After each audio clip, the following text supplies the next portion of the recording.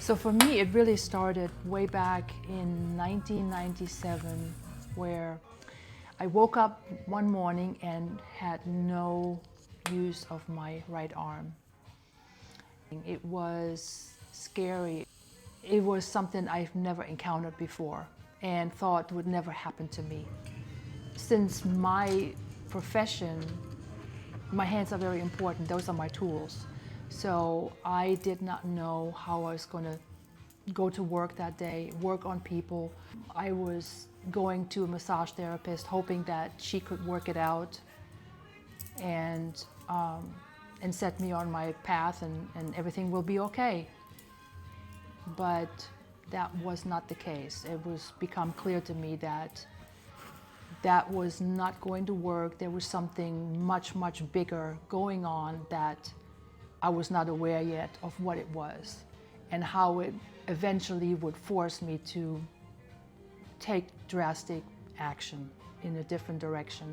Further down the road, a lot of testing, a lot of different doctors. Nobody really had any answers for me. I just did not know what else to do until one day I had continuing education through my job. The last speaker of the day, her name was Eleanor, and she had a studio teaching yoga, and she was teaching polarity.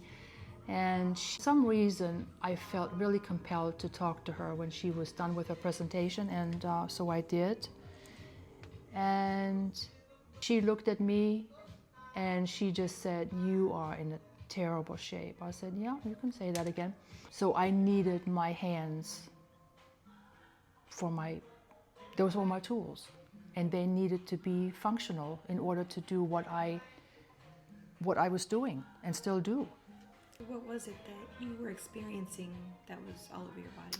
Swelling, inflammation, pain, stiffness, so that you couldn't move, even if you wanted to. And if you moved, it was with a lot of pain. I'm sure for someone that depends on their profession for financial stability, that became really difficult for you. Yes. So that was a big worry of mine, was, what's going to happen? Can I continue doing what I'm doing? I didn't get any answers as to what it was and what we can do about it. Again, until I met this woman, and this was basically after a good year and a half of not be able to function right, to move without pain. All she said to me, "You should come with me. We have what's called the traveling spa, and we meet down in Florida. You eat vegetarian food, you move in the pool, you move in the ocean. I think it will help you. I'm pretty sure it will help you." My reply was, "Where do I sign? Where do I sign?" I was beyond desperate. I always describe it like if someone hands you a can of worms and says, "If you eat those worms, you be cured." My reply only would have been, "Give me 2. That's how desperate I was. I would have done anything, eaten anything, tried anything, because again, movement, dance, all that is my life. I can't imagine a world for me not be able to move. That was not going to happen. And I said to myself, I will find something.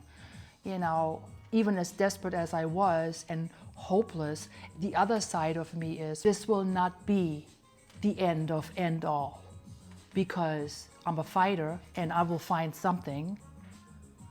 And here we are. Because if I start taking the traditional form with some pills and this and that and the other, I will not recognize myself in a year or 2.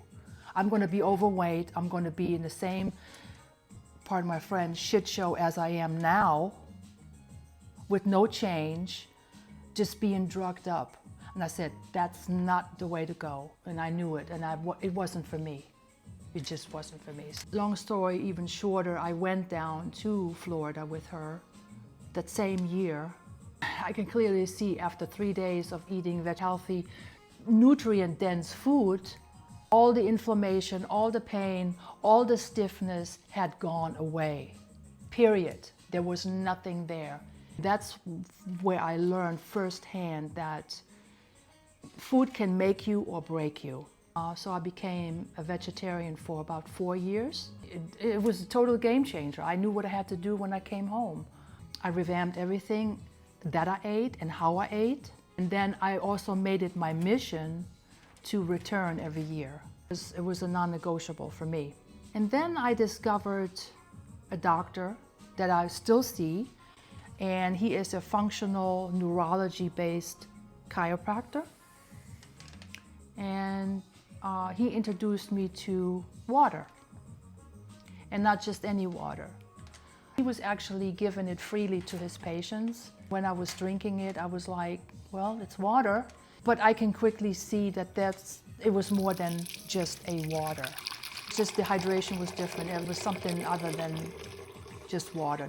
Which I couldn't fully explain. And then I met Alicia.